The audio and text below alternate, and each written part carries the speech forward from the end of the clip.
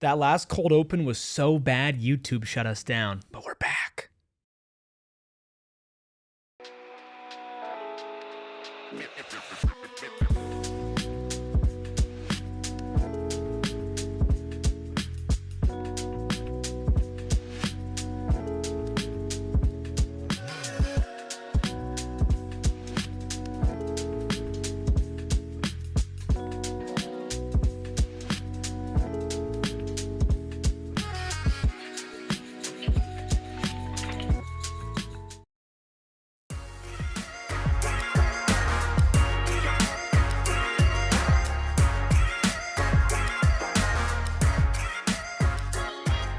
It's Tuesday, and we're going to try this whole thing one more time. Welcome into the PHNX Sun Devils show presented by Branded Bills. Make sure you head to brandedbills.com and use code BBPHNX for 15% off your first order. I'm Anthony Totri. This is Take Two Rubus over here. And, of course, we got the Deli Man making all of the magic happen. Hit that like button, hit the subscribe button, and drop a 5-star review wherever you get your podcast.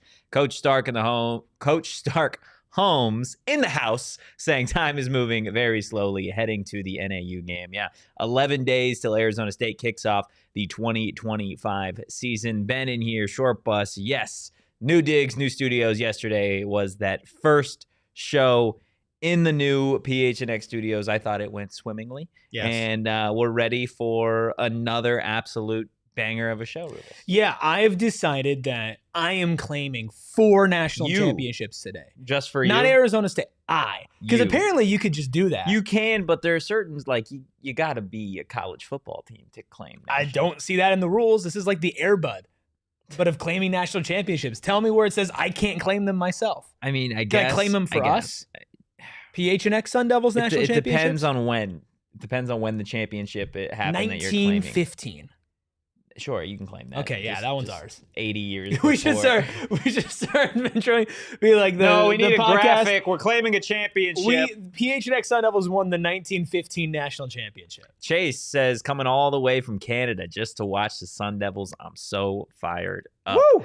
Love it, man. And I know the Sun Devils, they're absolutely amped to get out and play NAU in just 11 days. We'll get to all the latest practice updates, some interesting and fun sound from Kenny Dillingham after today's practice, pretty much wrapping up fall camp. So we'll have a deep dive into everything that was going on out there. Also, some Big 12 updates, some injury news going on around the conference. We'll get to that at the tail end of today's show. But I want to start with something that I feel like has kind of gone overlooked, not just with us, but realistically, maybe just local media in general when it comes to this conversation about Arizona State. We talk about the team. We talk about the defense being so dominant and how it's going to be maybe one of the best Arizona State defenses we've seen in recent memory. And we've done a good job, I think, I'm patting us on the back, of talking about the D-line, of talking about the edge rushers, talking about the safeties, talking about the DBs. And I feel like we're doing everybody a disservice, not really diving into potentially maybe the most crucial group on this defense, Erik, and that's those Arizona State linebackers. I think it's almost a testament to them because it just feels like it's like, yeah, they're just gonna be good. Yeah. You know, when we look at the defensive line, there are like a couple of questions there where it's like, can you get to the quarterback? Can you bring the quarterback down? Like, these are things that this defense needed to improve on. We look at the secondary. You have Xavier Alford, right, who's the best player on the defense. Completely stacked. And so you're right. They do kind of just like fall somewhere in the middle, but you think back to how the depth of the linebacker room really helped this team last year and how many big plays, including literally the first big play of the season was made by this linebacker room. When you go down and you go name by name by name by name, it's like, yeah, you can't ignore these guys. Like, they are going to win this team some games. Yeah, I mean, they won this team some games last year in Caleb McCullough, and they're right? returning people. Yeah, well, and that's the most interesting part is I think when you look at this specific defense, this is a group that, yes, there's so many returners, but this linebacker room almost feels different than some of the other ones that I'm watching out at practice, because it feels like if there's any group that has maybe the healthiest rotation of guys, it really is that linebacker group, which is interesting considering the defensive line brings back so many key pieces. And just the fact of the matter is this defense is a base 4-2-5, right? So you only have 2 linebackers in there anyways. Normally this season, you're going to see Keyshaun Elliott and Jordan Crook. But that doesn't mean you're not going to see Cyrus Fiaseu, who we know kicked off last year with an absolute bang, pick 6 against Wyoming. You're going to see Crew Jackson, who had 2 interceptions today in practice. He really is a name nobody is talking about. No, and I was honestly like, when I was going through this Arizona State roster and specifically the linebackers, and I think, again, like, it is worth hyping up and pointing out that Jordan Crook, Keyshaun Elliott, and Cyrus Fiaseu are back. And you know, how dominant of a trio they're going to be. But this room is so much deeper than just those 3 guys. And I almost forgot about some of the names that are currently in that linebacker room because there's such a focus on that trio, right? You got a guy in Crew Jackson who has now been here several years, is familiar with that system. He's also your biggest linebacker. He's 6'5".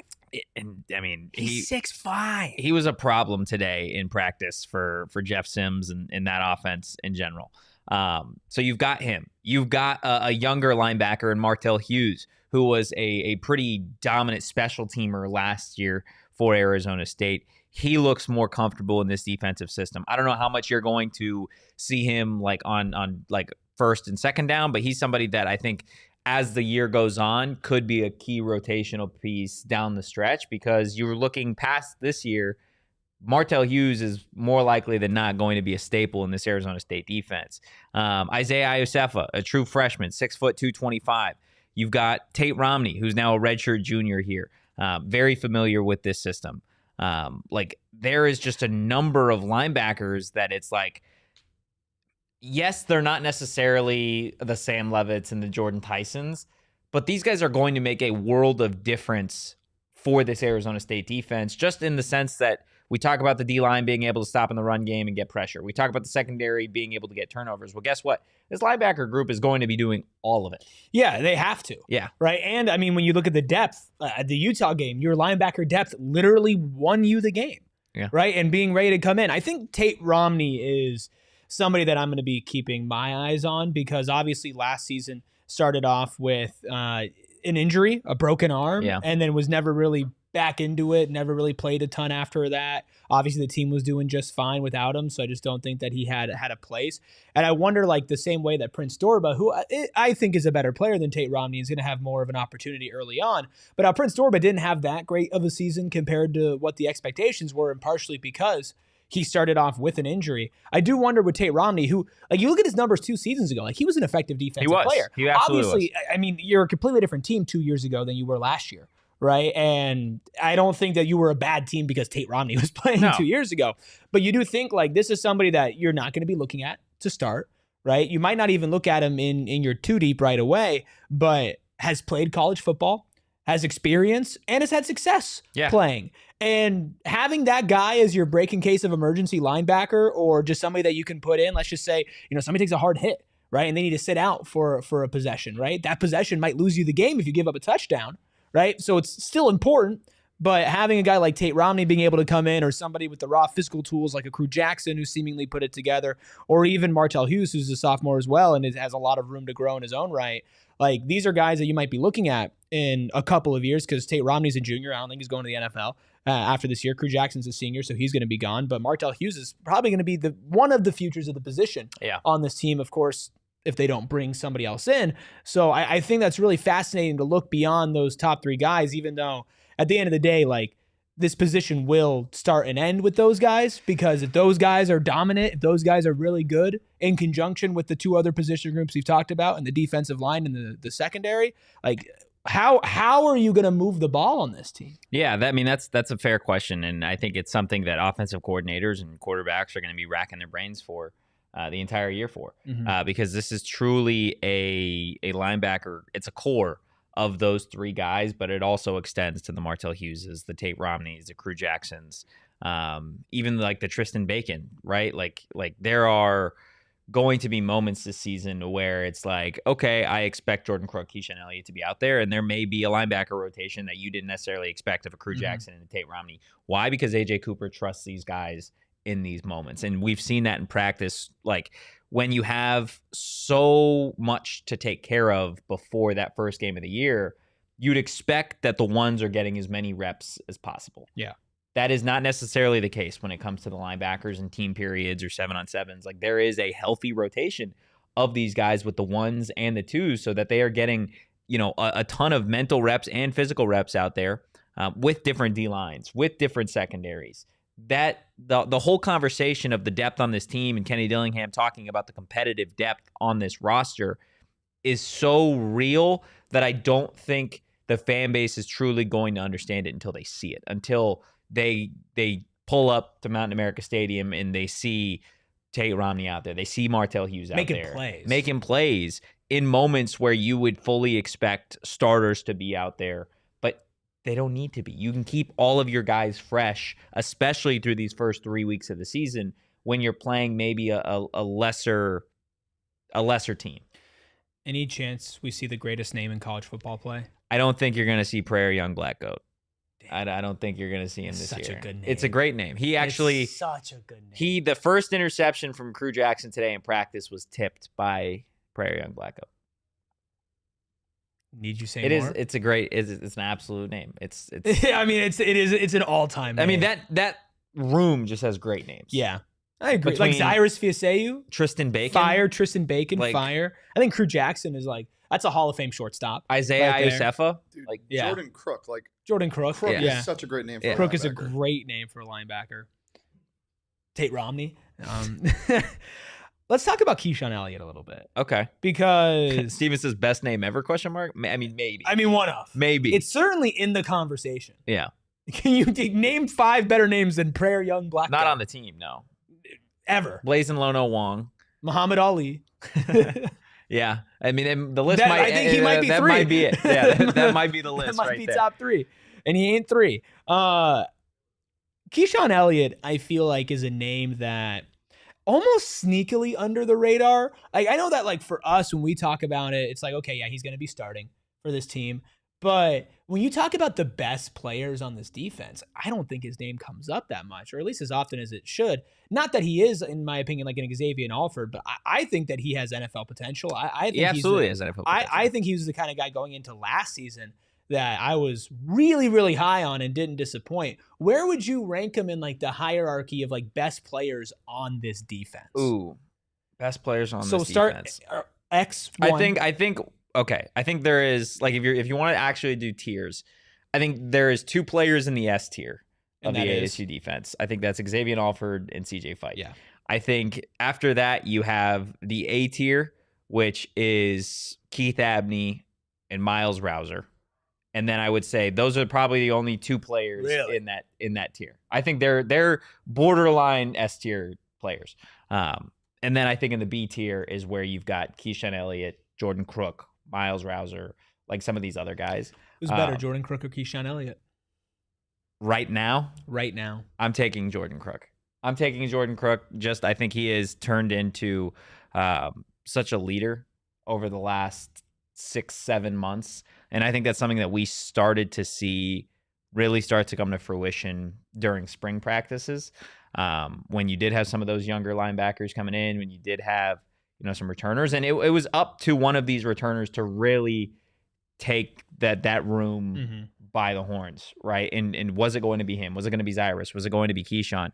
And Jordan, I think, took it, although Keyshaun has done a phenomenal job as well, being a leader and vocal leader on this defense, especially working with some of the younger guys. But I think Jordan Crook is just the development from him from when he first stepped on campus to where he's at now is night and day. I think he's the best linebacker in this room. But I think Keyshaun Elliott and Jordan Crook are both NFL. They both have NFL potential. Yeah. And in all honesty, if you're looking at which linebacker probably has a easier path to getting to the NFL, it's Keyshaun Elliott because he's bigger. He's a much bigger linebacker. He plays big, which given today's college football where you do have so much movement, you have got so many versatile athletes, you've got bigger running backs, you've got, faster tight ends. Keyshaun Elliott's size allows him to be a better matchup with those tight ends, specifically in the slot. But regardless, this year, I think that's going to be a pair that certainly could play to the potential that we're talking about the safeties, where we talk about Xavier Alford and Miles Rouser being the best safety duo in the conference. I think there's a world where we're talking at the end of the year of like Keyshaun Elliott and Jordyn Crook were the best linebacker duo in the Big 12, like bar none here. What do you think is, if there is one, like the biggest concern with this linebacker room? The biggest concern with the linebacker room. I would say, in all honesty, and this is ironic that I'm the one bringing this up, I would probably say it's the size. I think Keyshaun Elliott is Keyshaun Elliott and Crew Jackson are the biggest linebackers that you have in this room. Keyshaun 6'2", 235, Crew 6'5", 230. In terms of the height of these guys, it's not necessarily like prototypical NFL linebacker, what you'd like to see of like a 6'2", 6'3". Like Jordyn Crook, I want to say, is listed at 6 foot, maybe 5'11". He's listed at 5'11". Cyrus is listed at 6 foot. I would say he's probably realistically 5'11" as well. Yeah, I don't think he's 6 foot. So like that is certainly you know who's 6'3"? Tay Romney. Prairie Young Black Goat, 6'3". Tay Romney's there you 6'2". go. So I would say, just in terms of like the starting rotation, their size isn't necessarily like what you would see at a Texas or a Georgia or an Alabama. But I don't think that is going to be like it's going to make a drastic difference. If I had to pick the one concern, it's their height, specifically now in a conference that has so many passing attacks, where you are going to be facing like tight ends. The Arizona State tight ends. You see those on any given Saturday for any team across this conference. We're talking about 6'5", 6'6", potentially 6'7" tight ends. Yeah. And you've got a 5'11" linebacker trying to run with them in coverage. Like it's just a matchup problem immediately. You wouldn't have brought it up though unless I asked you. I wouldn't have brought it up because I don't see it as like a real. Right. It's not like oh my gosh, watch out for this.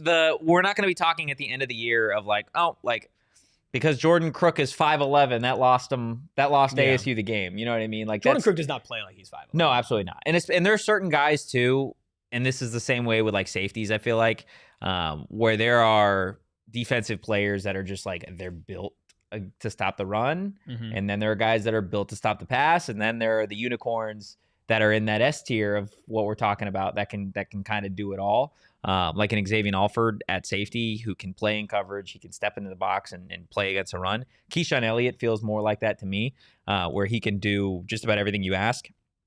Cyrus and Jordyn are definitely more run defenders in my mind.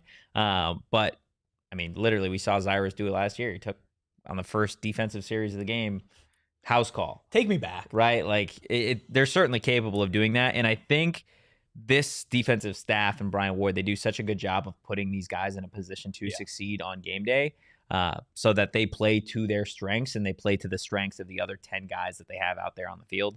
And that's part of the reason why I think this linebacker room is going to be such a problem this year, more so than I think it was last year. I think you're going to see a lot more sacks from this unit this year. Part of the reason why I think this linebacker room deserves more love is because we know Brian Ward's system is really based around simulated pressure and creating chaos for opposing quarterbacks. Well, last year, I think you lost a little bit of that because this conference was so run heavy. But now you've got quarterbacks for 12 of the 16 teams. You'd expect them to throw the football. You're going to have real pressure. You're going to have fake pressure that ultimately leads quarterbacks to throwing it without seeing maybe a linebacker in his zone, which is kind of what happened today with Jeff Sims, right? Dropping back, didn't necessarily see Crew Jackson in the zone, which I'm going to be honest, I don't know how you don't see a 6'5" linebacker in the middle of the defense. But that's the type of stuff that you're going to get this season. And that's part of the reason why I think these linebackers are going to be so damn good. Yeah, I mean, everything's going to be funneled into them. Yeah. Right? I think the defensive line is going to be a little bit better getting to the quarterback, so the quarterback's going to get the ball out quicker or give it to the running back quicker. And they're not going to want to target all the way downfield because you're going to have X and Javen and Keith and Nyland. Not Nyland. Well, Nyland's running with the twos, so you'll probably see him a little bit more. Him and Rodney running with the twos, but heard Rodney Bimage is a dog, man. He's a dog. He was the guy that I said, I think the first week of spring ball that I was like, this kid is He's like your next Keith Abney type of jump. I don't know if this is going to be the year for him to have that Keith Abney jump. A lot of bodies in front of him. Exactly, because there is a Keith Abney and Javen Robinson still out there. But I think this fan base should feel very good with Rodney Bimage being like your next in line at corner. Yeah. I think that everything is going to funnel into that middle of the field. Because I think that's just like, it's going to be the only really, I guess, option that offensives have, like play in and play out. And these linebackers are going to make them pay. Yeah. And that's exciting. Oh, 100%. These linebackers are going to be game changers. And the best part about it is these opposing offensive coordinators, I don't think know that yet. I think they're so worried about. But it's like they might, but what else are you going to do? Well, I think, again, when you look at this conference, they're going to try and spread you out, right? Like Avery Johnson in Kansas State, Iowa State and Rocco Becht, and some of these other teams that have these quarterbacks, the Baylors, they're going to try and spread you out and throw the football. They're going to try and get these defensive linemen tired early and often. But with the depth that this team has at D-line, I don't think that's going to be an issue. With the ball hawks they have at safety and corner, I don't think that's going to be a problem. And then, like you said, the next option for these teams is to try and funnel stuff across the middle. And good luck, because you have some goblins in the middle of this defense. Oh yes, goblins that are ready to take you to town, man. It's going to be a problem for sure. Well, they would be ready to take you to like a village, like a bridge. Yeah. Jordyn Goblin. No, that's a troll. A troll. Come on, dude. A troll would take you to a bridge. A goblin would take you to like a clearing in the forest. Is that where Jordan Crook's going to take him? I guess if he's a goblin, yeah. They're definitely goblins. Who's most likely to go goblin mode on this defense? On the defense in general? Just in general, Clayton Smith. I was thinking Ghost. Yeah, that's a valid option. Well, he doesn't go goblin mode. He's always goblin. He's always goblin. He only has one mode, and it's just killer. That's my secret. I'm always goblin. Oh my goodness, guys! Don't clip that. I want to. That is crazy, bro. That is crazy. Oh my goodness! Hit the like button. Hit the subscribe button. Let us know which Arizona State defensive player you guys are most excited to see in 11 days when the Sun Devils kick off against NAU. We're gonna get to some sound from Kenny Dillingham and the latest fall camp practice updates on the other side of this quick break. Yeah, you're right. I'm wearing Brandon Bills. Yeah. You're damn right. Congratulations. Thank you. I do deserve a congratulations. You do. Yeah, absolutely. Because not only does this hat look good, it feels so good. I was going to say it smells good. So hot outside. Yeah. You want to give it a sniff? No, I'm good. No, you don't want to sniff I'm going to take your word for it. Yeah, no. But it is the best hat that I own. And I own quite a few Brandon Bills hats. And they're all fantastic. And my favorite one, I'm not wearing it today because I got to switch it up and, keep it fresh, but is our PHNX Phoenix branded Bills hat. Because we can rep our own company in the comfort of a beautiful Brandon Bills hats. And whether you need snapbacks, truckers, fitted beanies, or tees, Brandon Bills has you covered with performance and style. They partner with ASU. Hey, that's for me. They partner with the Suns. Hey, that's for me. And they're a local company. Hey, that's for me. And they're for you as well. Head to BrandonBills.com. Use code BBPHNX. That's BrandonBills.com. Code BBPHNX for 15% off your first order. I hope you guys know how often I have to drive between my house, practice, Erik's house, all of the places. You're so brave. Yeah, I know. I do. Well, look, part of the reason I don't mind driving is because I could stop at Circle K at any time. I can get a great deal on gas. I can get a drink. I can get a snack, and then I'm refueled and ready to go. I'm all Too set. bad it costs so much money. It literally doesn't, What? actually, especially if you're a member of Inner Circle, which is Circle K's free membership program. All you got to do, go to the App Store, download the app, email, phone number, boom. That's it. Next time you pull up to the pump, you're going to type in your digits and you're going to save 25 cents per gallon on your first 5 fill-ups. But there's more. What? In just 2 days, August 21st from 6 a.m. to 11:59 p.m., we got a Circle K Fuel Day where you guys can save up to 40 cents per gallon. It is going to add up. It's going to make a difference. Like I said, fill up on gas, get yourself a drink, a snack, and continue on with your week. Make sure you join Inner Circle for free by downloading the Circle K app today. Terms and conditions apply at participating locations. Visit CircleK.com for details. I have breaking news. Breaking. This is huge. This actually shakes the Big 12. Is this Jizzle James news? Yeah. Yeah, I Cincinnati already guard saw this. Jizzle James has been dismissed from the team. I was going to bring it up earlier, but I saw it when Shane was resetting the stream and stuff, so I didn't want Bad timing. Yeah, it was horrible timing because nobody would have appreciated the Jizzle James news But more. here's the thing. Than Talk about another one that's in the top 5 names. Jizzle James, yeah. Jizzle James and Jizzle- Federico. Yeah, I forgot about Federico. Oh. Is he still playing ball? He can never stop playing ball. He's forced. Federico He's loves forced to balling. continue playing ball, man. That's tough. Just like God. the Devils. Just like the Devils forced to continue to play ball. Could Jizzle James be the Whoa. next Sun Devil? No. I don't want Jizzle James anywhere near this He'd program. be the best player on this team. Yeah. He On the averaged basketball 12 points team. per game in the Big 12. I don't want to talk about basketball, Rubus. Nobody Sorry. wants to talk about basketball. Talk about practice. Sure, we can talk about practice? Practice? Talk about practice. I think we're talking about two different things. What did you see today? What stood out to you besides Crew Jackson's 6'5" stature and his 2 interceptions? Well, I want to see if I can get this to Shane for him to play because we weren't allowed to film this when it happened because we're not allowed to film 7-on-7 and 11-on-11 stuff. Is it the Jordyn Tyson It's catch? the Jordyn Tyson catch. I'll grab it. I don't know if there's music or anything underneath it, but it was the play of fall camp to this point. Ironically enough, on the final day of what is considered fall camp.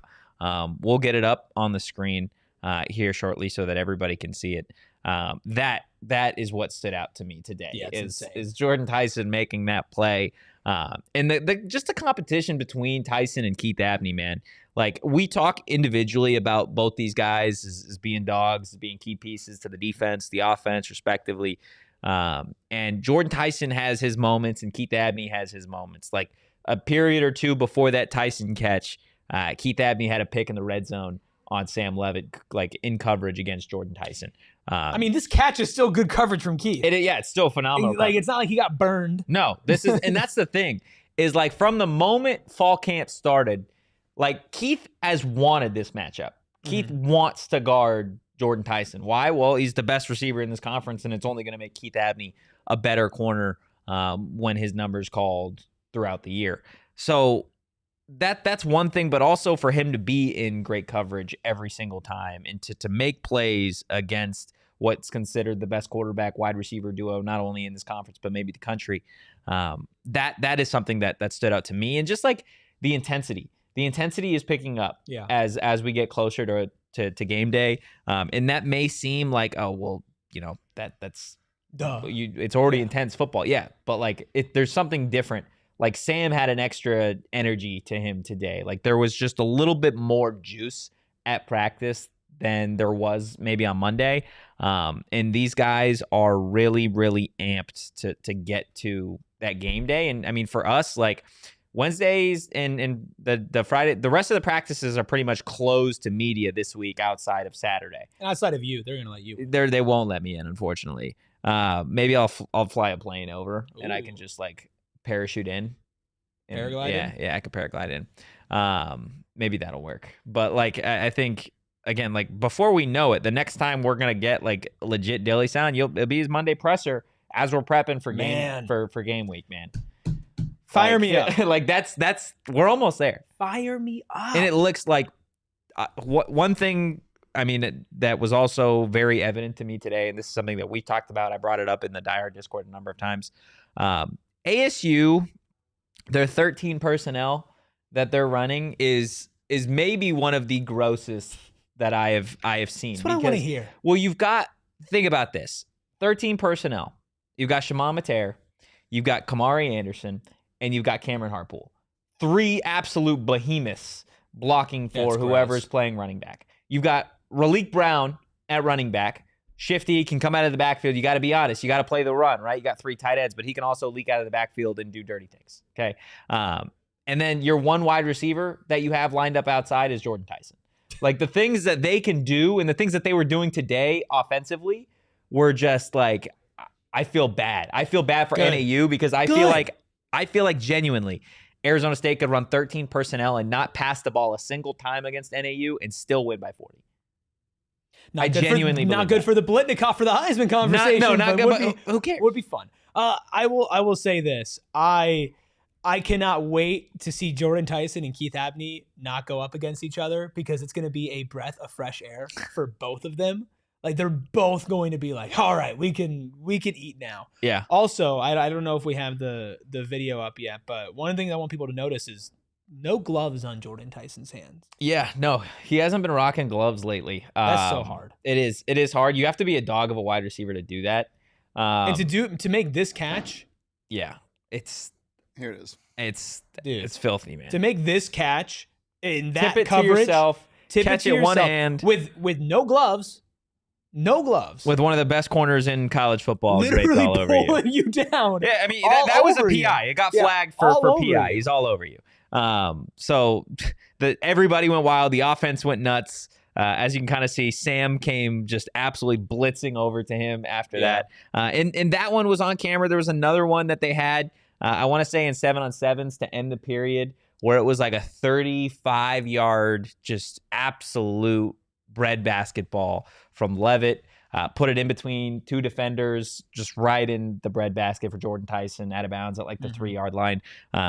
These, like, anytime there's a moment of like, okay, should I be worried about this offense? These two do something where it's just like, when it's Saturday and they're at Mountain America Stadium, dude, like it's not gonna matter. These two are going to be, I can't even use the words that I want to use because they'll take us off. I don't want to catch the mic to catch it, but like they're gonna be a problem, man. I was thinking about something the other day. It was after our last show, and it's like the PTSD thing, right? And you know what it reminded me of? It reminded me of before the ASU U of A game last year, where it was like you're making diss tracks. Just wait.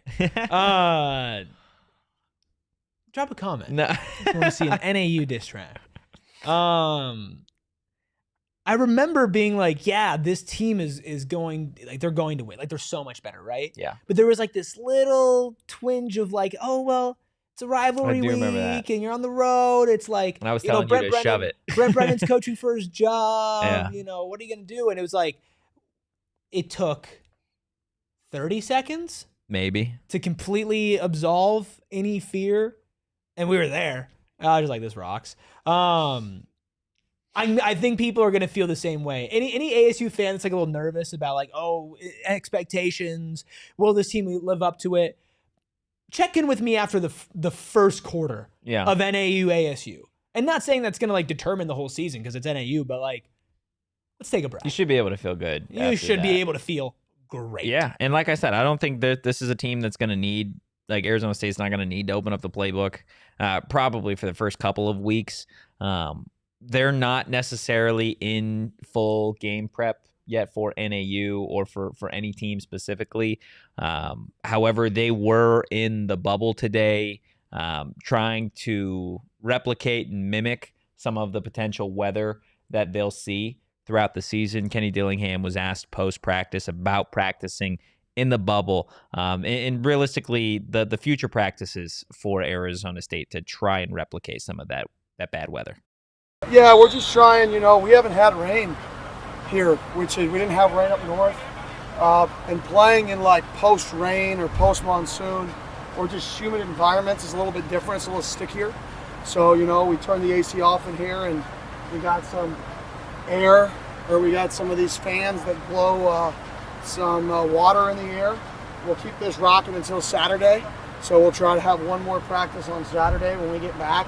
And hopefully it'll be way hotter in here and way stickier because I want our guys to get used to playing in different environments. Like I told them, the last 3 days of camp are really, we're not game planning a team, but we're FIB soloing a wide receiver. What are we going to do on defense?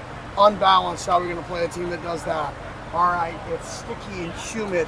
How are we going to play in those environments a little different? We're just trying to take these last bits of camp and really put ourselves in situations that we're going to be in throughout the season this year. Not specifically one game, but just in general. Kenny Dillingham is my favorite psychopath. I mean, it's not even week. It's week 0, and he's like, "Yeah, we're turning that AC off." Yeah, they were trying to replicate the humidity of what it potentially could be like at Mississippi State. I didn't listen to this full clip when you sent it. I was convinced that he had a hose out there at practice today, and he was mimicking rain. Well, there was. We talked to Marcus afterwards, and Marcus after practice was like, "Yeah, like I love it, blah blah blah blah." He's like, "I'm convinced if they could get a snow machine in here, that Dilly would do that for when we go to Ames or Colorado. Like they might find a way. They absolutely might find a way, and I fully expect when you do get to that Mississippi State game that this will be a common occurrence of trying to replicate the humidity, but also like." That's a blackout game for Mississippi State, right? Mississippi State does one blackout game a year, I believe, and it's for like their game of the year, whatever. You got to remember, Mississippi State is hosting like Georgia this year. They're hosting like Ole Miss. They're hosting Texas, and they're using their blackout game on Arizona State week 2. Like they are going to be out in full force trying to knock off what will probably be a top 10 team in the country at that point. They're going to have the Cowbells out there in Starkville. So I imagine all like Mississippi State week, there's going to be some sort of like cowbell going through. They're going to give you a cowbell on the sideline. That'd be pretty sick, Dilly. If you want me to, man, I will be out there for the full 2 hours every day. Just cowbell in Sam Levitt's ear the entire time if that's what you want me to do. Choosing a blackout game against Arizona State, like that's a bad choice because every game is a blackout game for Arizona State fans. So I think it should be completely fine. They did only when it was on Pac-12 Network. Then it was blacked out and you couldn't watch the Arizona State Sun. It's not the case now though. But yeah, mimicking the weather. Dilly said like he had at the end of that clip, they're hoping it gets to be a little bit muggier in the actual bubble for Saturday's practice or a little bit later on in the week. He wants it to be hot, sweaty, humid, gross, nothing like the actual dry heat that you have at Arizona State. I do want to bring it back quickly before we take a break to the Jordyn Tyson conversation about what he did at practice today. I think this was maybe his best day of practice that he's had out there today. And, you always see NFL scouts out there. I've been tweeting it just about every day. There was a Jacksonville Jaguars scout out there today. There was a recent mock draft done by Bleacher Report that had Jordyn Tyson going number 4 overall in this year's draft to the Tennessee Titans. Like there is a lot of hype around this kid and what he is going to do this season. I mean, we saw him get named preseason AP All-America first team. Just yesterday, one of 3 wide receivers in the country. Dilly asked post-practice about all the love, all the hype that Jordyn Tyson's getting, more specifically about him landing on that preseason All-America first team, and Dilly gave a 1-of-1 answer. It's a lot better to be a postseason All-American than a preseason All-American. I don't even know what really a preseason All-American means. It's like people like you, but he deserves it. He deserves all that. He's earned all that. He's worked for all that, but he didn't work for the preseason. He worked for the postseason, and I think he came out and had a great day today, one of his best days. Since we let him come back after we were kind of managing him a little bit. So, yeah, I love to see our guys get recognized for the work they've made. I love that answer. Like, you get the respect. He's like, yeah, he deserves the respect. He deserves the respect. I love seeing him get recognition. He wants to be a postseason. It's like, I don't even know what a preseason All-American is. Expectations aren't real. It just means it just means they like you, right? Like, which he's not totally wrong. And I'm sitting there as like, you're the only person that answers these questions like this, man. Like, like he's honestly, my favorite psychopath. I'm like, everybody across the country, they would be like, yeah, that's awesome. That's great. It's, excited for the year, whatever. And he said that. Yeah. But he also threw in like, well, postseason. Kenny just goes. Yeah. The mental like competition every day between Dilly and Sam and Jordyn is it's so damn funny because you expect Kenny as an offensive guy to be giving all of the love in the world to Sam and Jordyn in this offense, to spend as much time around them as possible. The interception that I was telling you about earlier with Keith Abney in the back of the end zone on Sam Levitt in coverage against Jordyn Tyson, Kenny went and run and dapped up Keith. He said, hell of a play, K1.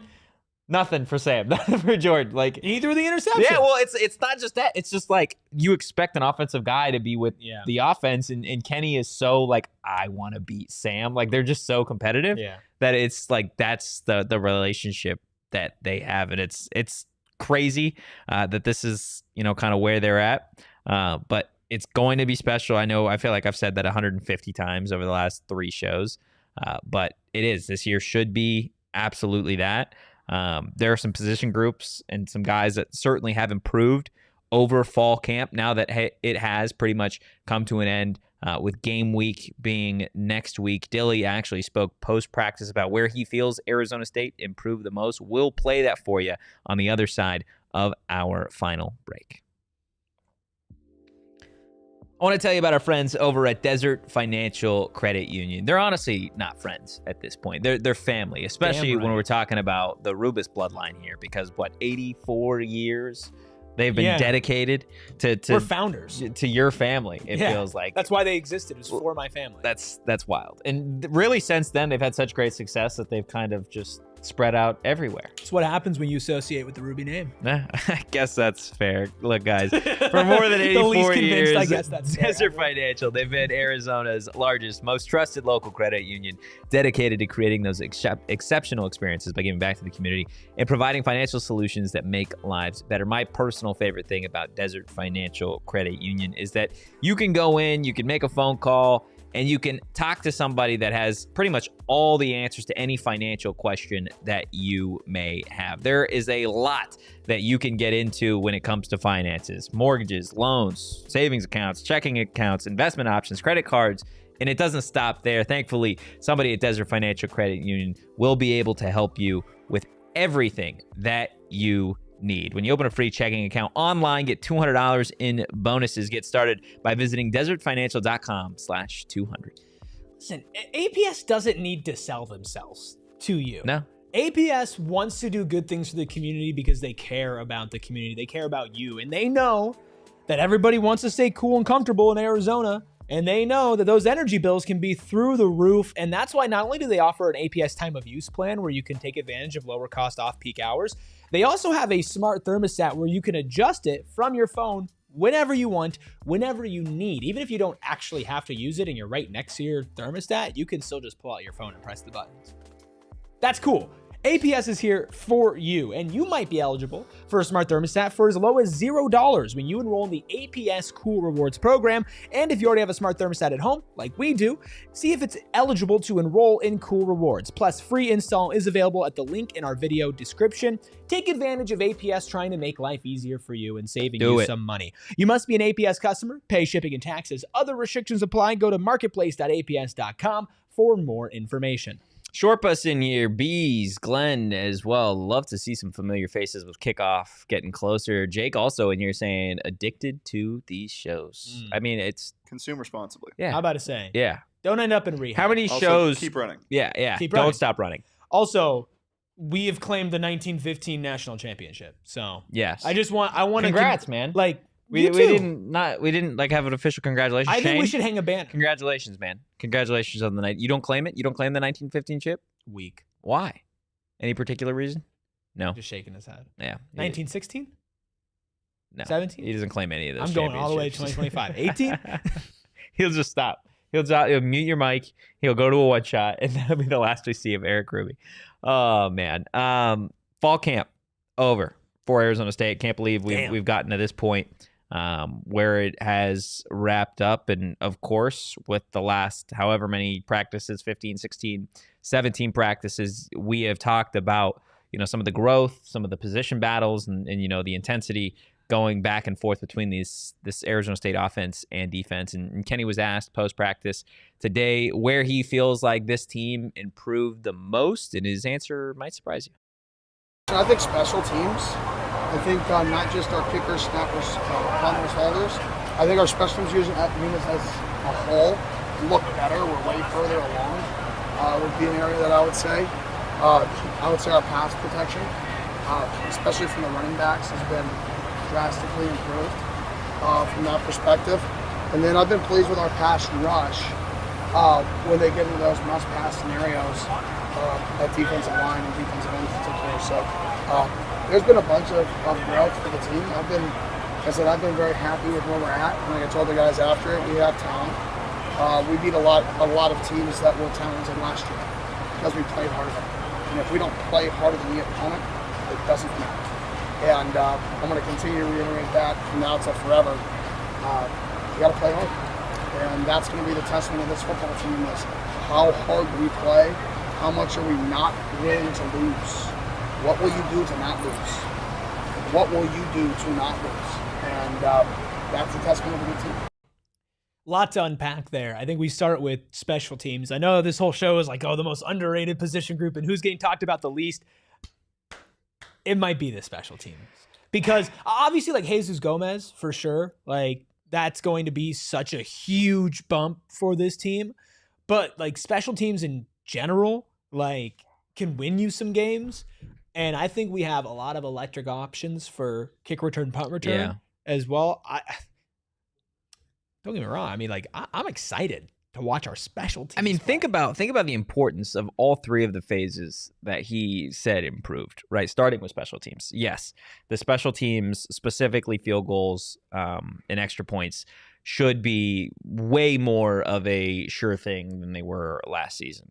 B's asking, do we beat Tech and Cincy if we had Jesus last year? I think you probably win one of those games. I don't know if you win both of them. But Jesus, and like we've said on the show before, like he's going to give you a chance every kick from 55 yards out. Like they're attempting 60-plus yard field goals in practice with the idea that he can hit these. I wouldn't be shocked if he had a 60-yard field goal made this season. He has that type of leg. So to be able to have that, to sit and know that, hey, we've got a 40-yard field goal, 45-yard field goal in our back pocket as a chip shot is going to be very, very helpful for this team that is just a few years removed from ultimately losing a game against a ranked Washington team because they couldn't even field a field goal unit out there. Yeah. Right. They've come a long way since then. Special teams in terms of returning is going to be a lot more interesting this year in terms of who actually gets that nod. I know there's some folks in the chat talking about the freshman wideout Corey Butler. Could he be the return man? I think that's certainly an option. I think you'll probably see him during the NAU game at the very least in terms of returning. I don't know about starting. I think Raleek Brown ultimately will be your starting return man probably. They've worked with Jaron Hamilton. They've worked with Jalen Moss back there. So it could be any four of those guys, to be all honest with you. I just don't see them using Corey Butler when there's this many bodies. I think Corey Butler probably plays his 3 games and then gets redshirted, which I don't think is a bad thing, save that eligibility. But that'll be widely improved. Like I said, I think last week, my hot take was Raleek Brown takes back the opening kickoff against NAU, and that's how you start the 2025 God, I season. hope you're right. You gotta tweet that. Which would I'll tweet it. You gotta put that on like it'll be electric. It'll be absolutely electric if that happens. I can't wait for us to be watching it, all excited for it, and then fair catch or goes for the end zone or something. Yeah, that's tough. I don't know if NAU's kicker can get it there. I don't know if they're gonna fair catch it. They wouldn't. No, I don't think I think they're gonna try to do something. I think they would 100% try and run it out the end zone, and I could see Raleek doing it, like with the way that he's practiced as of late.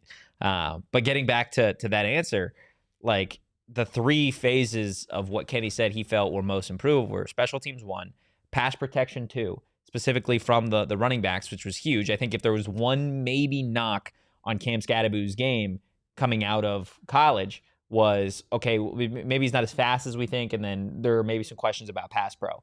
I think Kyson Brown, Raleek Brown, Kanye Udo obviously as a bigger running back, they give you some different looks to be able to block when it comes down to like defenses blitzing or just pass pro in general. So I like what Arizona State has there. Dilly does as well. And then the pass rush, right, which is something that we've talked about every single week, at least once since the end of spring ball, of just like, hey, this is the one area of the defense that really needs to improve, that you need to be able to take down the quarterback and give the rest of this defense, a little bit of a leg up when you're on, 3rd and long, when you get to 2nd down, or really just closing out drives with a big time play from Clayton Smith, Prince Dorba, Elijah Neal, the list goes on and on. But nice. with leg up, nice. Leg up, yeah. With all of those things, I think the thing that stands out the most is Dilly talking about like the quote unquote mentality. Yeah. Where it's all off season, it's been like, okay, they're good, they've got high expectations, and then Dilly telling us expectations aren't real. And then it being like, okay, they're the hunted now, right? Yeah. Like they're not the hunter anymore. They're the team that's ranked just outside top 10. They're everybody's biggest game in this conference, whatever. But erase all that. Erase everything you think you know about ASU And it comes down to how much do you hate losing? Yeah. Right. And I think that's, and I could be totally making this up. I feel like I've heard some of the best athletes in the world, the Tom Brady's, Mike Tyson's maybe, of the world, that like it's so much more about hating losing than it is winning. And I think that is something that you see across the board on this team, but it's specifically with like a Sam Levitt. Sam hates losing, I think, more than he enjoys winning. And Kenny does. Yeah. And that's the way that I think if you want to build a team and a mentality and bulletin board material this year, this is how you have to do it. Well, and it's also just like, it's the truth. Like, why does Kirby Smart make things up? No, they don't believe in Georgia. Yeah. Like He always does that too. Like, you gotta keep some fire in these guys. Yeah. And not that they're gonna take their foot off the gas, but there is something to be said about when you feel directly challenged or directly doubted. And I think it is Kenny's job to keep everybody honest and to keep everybody true to themselves. And like, remember, like 365 days ago, what powered us a lot of the time was the fact that it was like, hey, everybody thinks we're going to be total ass. Yeah. Everybody thinks we're going to suck. We're going to be the worst team in this conference. Literally the worst, right? But then you can also just take that and go, okay, everybody thought we were going to be the worst. And look what we did. Who's to say this year somebody isn't going to do the same thing? Are you going to let them do that? Are you going to wait for them to come up and do that? Or are you going to put everybody down on your way to surpassing what you did last season? It's such a unique mix of like, we were the underdogs. We still have a lot more that we wanted to accomplish that we couldn't accomplish last year. We lost our front-facing player, our best player, our top 5 Heisman candidate. So there's some doubt there, right? But also we're the number 11th ranked team in the country. Yeah. Like Mississippi State is making their game against us their blackout game. When we are on the road, that's going to be a sold-out game every single week, right? All those things mixed into one is like, you've got the pride, you got the confidence, but you also have like this thought in the back of your head of, I can't let what happened to these other teams at the top of the Big 12 last year happen to us. No, you can't be Oklahoma State. You can't be Utah. You can't be Arizona. You can't have even those like Kansas State. Like Kansas State started the season ranked in the teens, right? And by the end of it, like, they were in the Big 12 championship. I don't know. Did they end the season ranked last year? Kansas State, I think. If they did, they were in like the late 20s. They were. I don't know where they finished. They won the Pop-Tart Bowl last year, but I don't remember if they're like, it's like Kansas State was not a nothing in the Big 12 last year, but like they weren't like a major player, right? Kansas going into last year for the FPI was the highest projected team and most likely to make the college football playoffs in the Big 12. Kansas. I mean, I was all bought in on Kansas. So was I. Like, and that's so like nothing is promised, and you know that any given Saturday somebody can outplay you. Somebody can try harder. A couple big plays can break their way, and you can lose a game against anybody. Before the actual playoff started, Kansas State was not in the top 25. And then after, I think they might have They been might have been, because Colorado was at 23. They won their bowl game. Iowa State was at 18, BYU 17, and then ASU was at 12 before the actual bowl games and such. But yeah, this is going to be a team that is going to thrive on that mentality of like, losing sucks. We do not want to lose, because everything that everybody is going to say at that point, everything, all the doubting, all the people saying, oh, they're going to repeat 50 years of history of sucking, and if they're ranked, like, then all that's true. Yeah. You lose, that's all true. And this team has heard it, every bit of it since the end of last season about how, that's the best they're going to do. Yeah. Right. So that's certainly going to be something to keep an eye on, especially late in games, I think, is like that desire to hate losing. But I wanted to get into some Big 12 stuff before we wrap up today's show. Yes. Before we move to that, can I ask you the biggest question about positional battle? Yes. Is the Australian kid going to start, or is it going to be Canyon? I think it is still going to be Canyon. Australian kid's got a leg, though. He does have a leg. It's just a little inconsistent. Like sometimes it's a bomb and sometimes it's a shank to the left 15 yards. So he golfs or he punts like I golf. Yes. Like many of us probably golf. But I wouldn't, things could change. And that's the thing, with all of these position battles as of late, I said the other day on this show that I think Wade Hilton starts at center. Well, he ran first team center reps today, team tempo, and then after that, like it was all Ben Coleman getting the starting center reps. So with Jameto Bigbo at left guard. So like this is something that is going to be up in the air. Marcus Arroyo said they hope to have an answer on this, by next week, because I mean, that's when it starts. Right? So you'll know. They sound like they're confident in both guys. If the game was tomorrow, I'd say Ben Coleman probably starts at center. We'll see. But things change. Like I said, like I literally said yesterday that I think Wade Hilton starts, and now I'm like, Ben Coleman probably starts at center with Jameto at left guard. But I think we'll see both of them out there. probably against NAU, you'll probably see them both.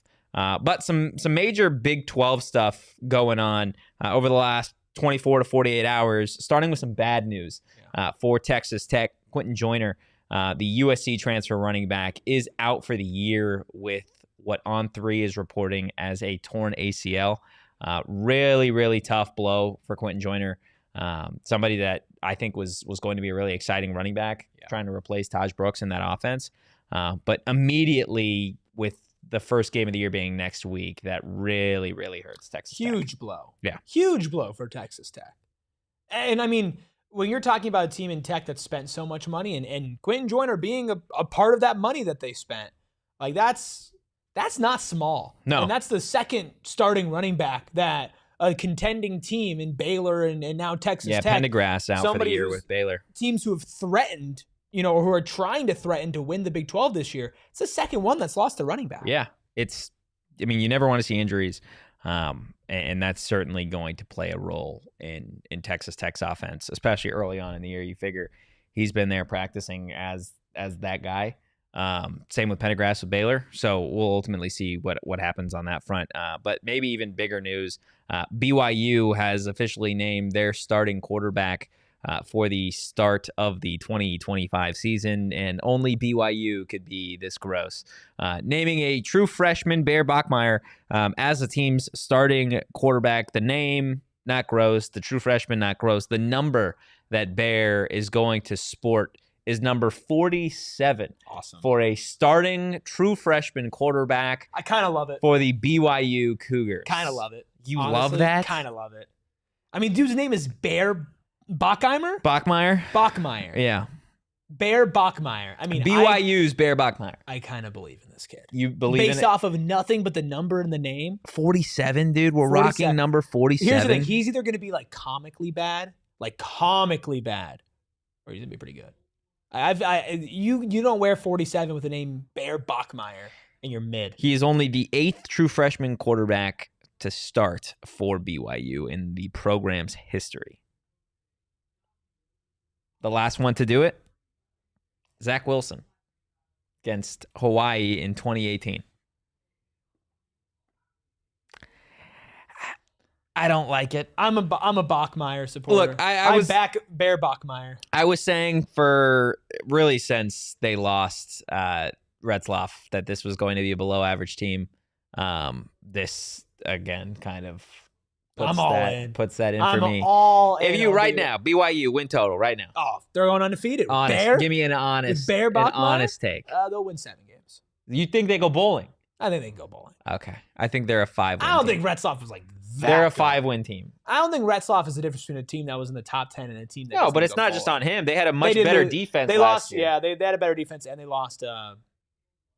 What's that kid? The kick returner, Ringo. Keelan Ringo? Keelan, no, not Keely Ringo. Keely Ringo, it plays for the Eagles. Yeah, that was the guy from Arizona. That Keelan, like Marion or yeah. Marion or something. So yeah, BYU's quarterback situation is tragic. They do have LJ Martin at running back, which could be fun. But ultimately, I think that the team is going to certainly be worse than they were last year. There was a question in the chat about AJ Ia if he's going to redshirt.